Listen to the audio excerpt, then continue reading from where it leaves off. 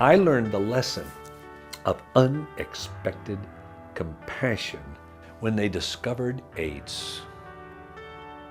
People were living in fear, everything of AIDS. Nobody knew how you really caught it. You know, they talk about being stung by a bee, by mosquitoes, with the blood, the exchanging of blood and all, kissing, everything. And there was so much ignorance about it.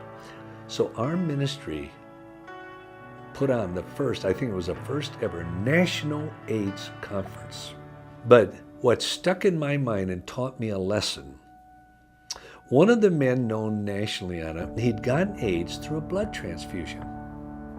Well, of course, it was picked up nationwide because of all the fear, everything else. Well, he was a believer. And I called him and I said, would you come down and share your testimony and what you've learned? He said, oh, yes. Well, he came down and somebody told me, he said, Norm is now in the foyer. So I went out there and I walked towards him. I threw my arms around him, said, Norm, thank you for coming, gave him a big kiss on the neck. And he started crying in front of everyone. Well, everyone just stopped. And I thought, did I do something wrong? What?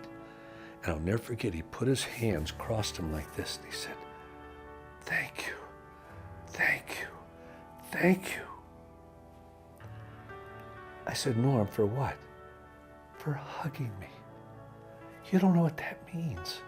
He said, everyone, as soon as they find out I have AIDS, they don't even know they're doing it. They take a step backwards. He said, Josh, it makes you feel so dirty. It just makes you just cringe and want to die. And he said, you didn't.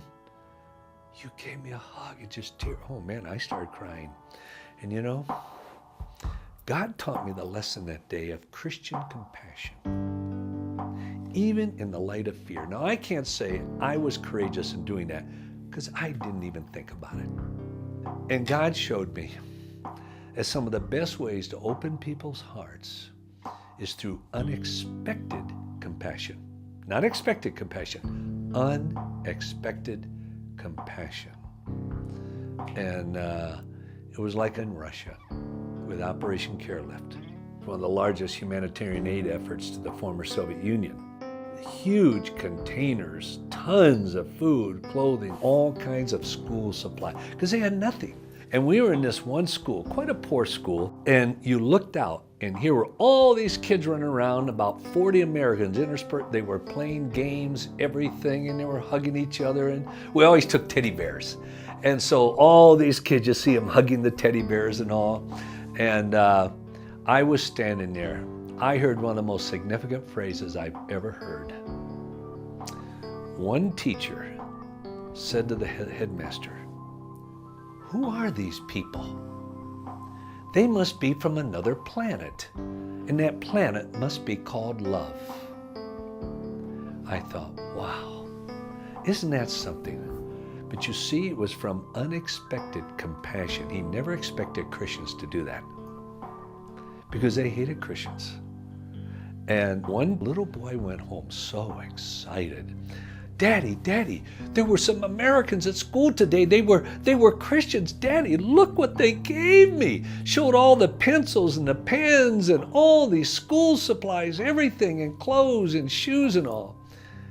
And it really ended up, his father came to Christ. And the reason is, that night he thought about it. He said, if these Christians have that much love towards my son, then why shouldn't I? That's what opened the doors of their hearts and minds. And I thought, you know, God, I want that to be the mark of my life. And when somebody looks at me and says, boy, he must be from outer space somewhere called love. And I learned then that I'm not ashamed of the gospel of Jesus Christ, for it's the power of God unto salvation to anyone who believes.